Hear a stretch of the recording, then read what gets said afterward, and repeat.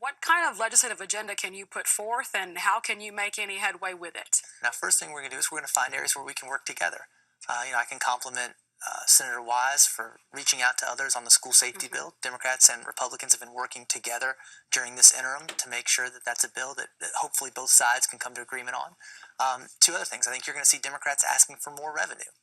Bottom line is right now we don't have enough revenue to operate the basic needs and obligations of state what government. avenues? So I think Gambling?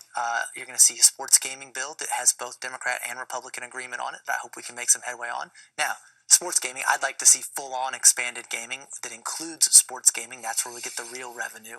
There's a little bit of revenue from sports gaming, not a lot. We still should do it though.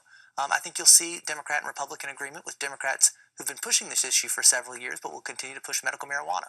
But that's not a big revenue generator. So for other reasons, right? But it still does generate revenue. I mean, at some point, Renee, if you keep saying, well, that's not a big enough revenue to generate, I just listed 3 things that can generate revenue.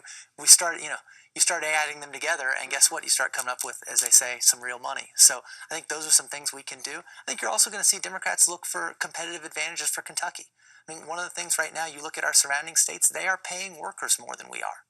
I think it's time for Kentucky to raise our minimum wage. To what amount do you think is appropriate? Well, we're going to ask for as much as we can get, 15? and it works for businesses. But you look at some of our surrounding states, we have to recognize that we're not on an island right now.